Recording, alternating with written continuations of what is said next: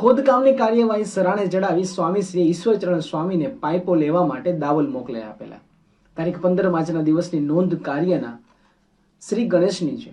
તેમાં સ્વામીશ્રી લખે છે, આજથી પાઇપલાઇન ખોદાણ શરૂ થયું. આમ પાઇપ અને પાઇપલાઇનની વ્યવસ્થાઓને વેગ આપીને કૂવાના કામમાં સ્વામીશ્રી સ્વયં જોડાયા. 45 હાથ ઊંડો કૂવો ગાળવાનો હતો. મૂળ ભાદરાના પણ મુંબઈમાં કન્સ્ટ્રક્શનનું કામ કરતા દેવજી રત્ના આ સેવા માટે આવેલા. તેઓના સાથમાં સ્વામીશ્રીનો હાથ ભળ્યો તે વિશે તારીખ 17 માર્ચની રોજનીશી કહે છે, આજે કૂવાનું ચરતન કામ બપોર પછી ચાલુ કરેલ છે. મજૂર કોઈ ન હતા તે હાથોહાથ ચાલુ કર્યું. 15 થર સાંજે તૈયાર કર્યા. કામની કઠિનાઈ કે ગરમીની હેરાનગતિ જે કારણ ગણો તે પણ મજૂરોએ હાથ ધોઈ નાખેલા. છતાં સ્વામીશ્રી અટક્યા નહીં. તેઓએ રસ્તો સુધી કાઢ્યો. જાત મહેનત જિંદાબાદ. તેઓ કૂવાના કામમાં જાતે જ ઉતરાઈ ગયા. ભાદરામાં પાણીનો મામલો અભિમન્યુના 7 કોઠા વિંધવા જેવો હતો. એક ચક્રવ્યૂહ ભેદાય ત્યાં બીજો સામે દેખાય. નદીમાં પાઇપલાઇન નાખવા માટે ખાડો કરવામાં આવે પણ નદીની રેત તરત ઘસી આવે. તેથી તેને રોકીને ખોદકામ કરતા જવાનું હતું. તેમાં ગમે તેવા કાંઠા આદમીના પણ પાણી ઉતરી જાય તેમ હતું. પરંતુ સ્વામીશ્રી સવારના 8 વાગ્યાથી રાતના 12 વાગ્યા સુધી કામ ચલાવતા. રાત્રે પાઇપ ફિટિંગનું કામ હાથ પર લેતા.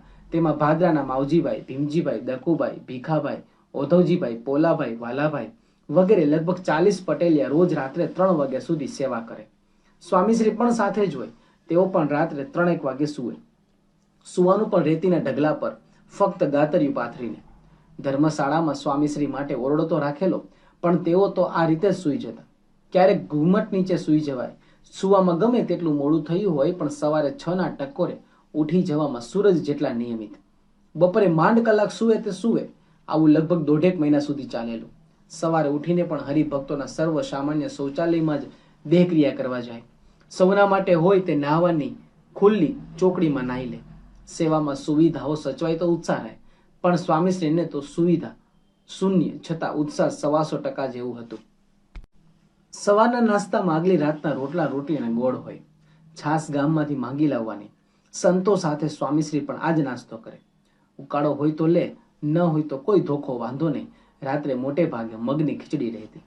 આમ નાહવા ધોવા સુવા ખાવામાં અગવડો સિવાય કંઈ નહોતું. પણ સ્વામીશ્રી અગવડમાં અનેરો આનંદ માણતા સેવારત રહેતા. તે વખતે તેઓની સાથે સેવા કરવામાં સદભાગી બનેલા સૌ કહેતા, પ્રમુખ સ્વામીએ પોતાની વ્યવસ્થાની ચિંતા ક્યારેય કરી નથી. દેહની કોઈ પરવા તેઓએ કરી નથી. અમારી ભેગા રેતી ભરેલા તગારા ઉપાડવાની સેવા પણ તેઓ સંકોચ વગર કરતા. અમને પ્રમુખ સ્વામીને જોઈને જ આનંદ થતો, પ્રેમ થતો અને એમ થતું કે પ્રમુખ સ્વામી બોલાવે છે તો આપણે સેવા કરવા જવું જ જોઈએ.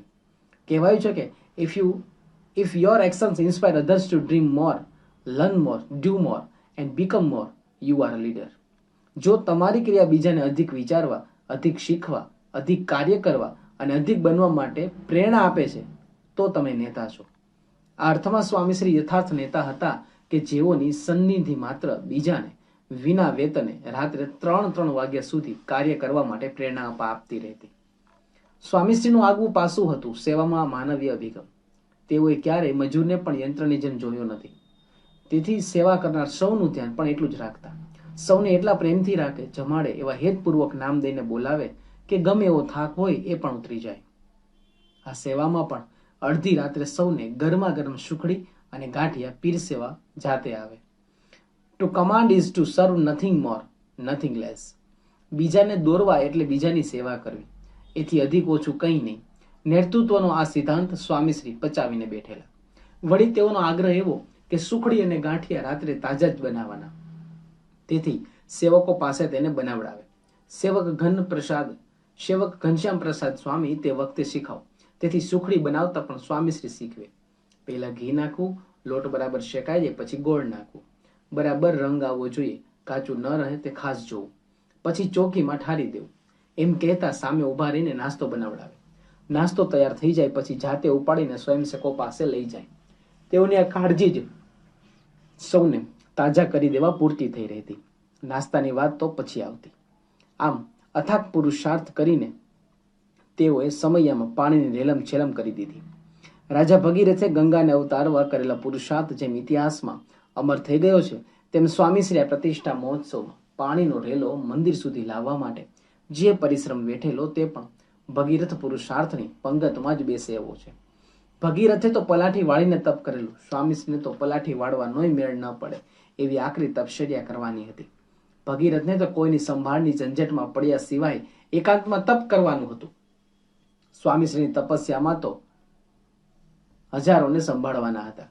ભગીરથને તો તપ સિવાય બીજું કંઈ કરવાનું નહોતું. સ્વામીશ્રીને તો અનેક મોરચે ઝઝુમવાનું હતું. ખરેખર સ્વામીશ્રીની આ તપશ્ચર્યા પલાઠી વાળીને બેસવાથી ઘણી ઘણી અધિક હતી. પાણીની સાથે સોના ઉતારાની વ્યવસ્થા માટે પણ સ્વામીશ્રીએ પ્રશ્વેદ ગંગા વહાવેલી.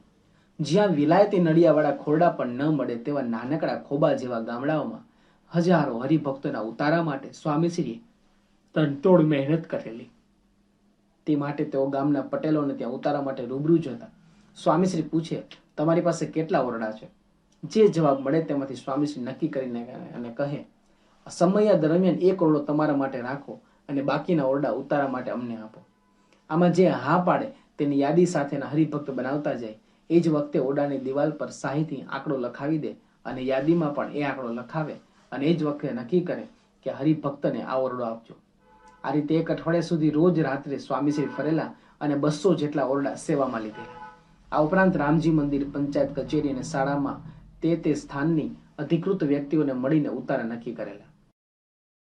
ભગવાનના ભક્તો ભગવાનના વિના બીજે ક્યાંય વૃત્તિ ન રાખે એવા ગ્રહસ્થ હરિભક્તોની અંદર પણ ભગવાનના ભક્તો હતા. અને એના કારણે કરીને આજે આપણા સત્સંગની અંદર પણ વર્તમાન પરિસ્થિતિની અંદર પણ એવા ભગવાનના ભક્તો છે. એટલા માટે થઈને આપણે વિચાર કરવો ઘટે છે. એટલે મહારાજ આપણને એમ કહે છે કે ભગવાન વિના બીજે વૃત્તિ રહે નહીં. હવે મહારાજ આગળ વાત કરતા એમ કહે છે કે તેને તો એ જ ફકર રહે છે જે મારે જગતના પદાર્થમાં વૃત્તિ રાખવી તે તો ઘણું કઠણ પડશે. આમ સામાન્ય રીતે આ લક્ષણ અક્ષર બ્રહ્મનું છે અને અક્ષર બ્રહ્મ ગુણાતીત ગુરુવર્યોના જીવનની અંદર આપણે અનુભવ્યું છે. પરંતુ ભગવાન સ્વામિનારાયણ આપણને પણ એવી જ રીતે રહેવા માટે, એવી જ રીતે આપણી સમજણ કરવા માટે આપણને વધારે યાદ કરાવે છે. જેમ જેને જે કામનો વેગ લાગે તે કામની અંદર એને એની જ ચિંતા રહેતી હોય છે. એવી રીતે આપણે હવે જ્યારે ભગવાનના માર્ગે ચાલ્યા છીએ, ભગવાનનું ભજન કરવા માટે સત્સંગમાં જોડાયા છીએ અને વળી ભગવાનનું ભજન કરવા માટે આપણને ભગવાને મનુષ્યનું શરીર આપ્યું છે, તો પછી શા માટે આપણે બીજે આડે અવળી વૃત્તિ આપણે જવા દેવી? પણ ભગવાનના ભક્તોના માર્ગે ચાલેલા ભક્તનો પોતાનો વાંક તો નથી, પણ વધારે વાંક તો સ્વામી કહે છે કે પૂર્વની જે બીજ બળ પડેલા છે ને એના કારણે કરીને ત્યાં આગળ વૃત્તિ જયા વગર રહે જ નહીં. જેમ અમે લોકો જ્યારે નાના હતા અને ભણતા હતા ત્યારે શિક્ષકો અમને લોહ ચુંબકનું ગુણધર્મ અમને સમજાવતા. એ લોહ ચુંબક વાળું જે યુ આકારનું હોય એ લઈ અને અમને કહે કે જો આને આ પણ લોખંડ છે અને ટેબલ ઉપર મૂકેલી ટાંકણી હોય એ પણ લોખંડ છે, પણ જેમ જેમ એની નજીક લઈ જવાનો પ્રયત્ન કરે તેમ તેમ એમાં ઉછળીને અંદર રહેલી ટાંકણી એ સીધી બારી આવી અને એ લોહ ચુંબકની સાથે ચોંટી જતી હોય છે.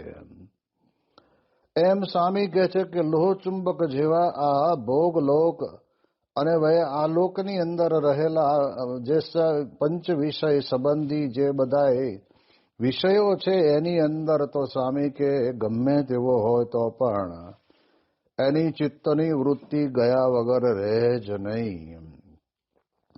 જેને ગુણાતીતાનંદ સ્વામીએ પોતાની વાતની અંદર કહ્યું છે કે જેને સ્વાદની અંદર વૃત્તિ હોય તો જ્યાં પણ કંઈ જેટલું પણ ચાલવું પડે એટલું ચાલી નાખે, પણ એ જ્યાં જમવાનું મળવાનું છે ને ત્યાં આગળ જાય અને પોતાના સ્વાદને, પોતાની રસના ઇન્દ્રિયને તૃપ્ત કરે છે. એવી જ રીતે જેને જગત સંબંધી વિષયો સાંભળવા ગમે છે, એ સાંભળવા માટે થઈને પણ જેટલું ચાલવું પડતું હોય એટલા લોકો ચાલીને પણ જાય છે.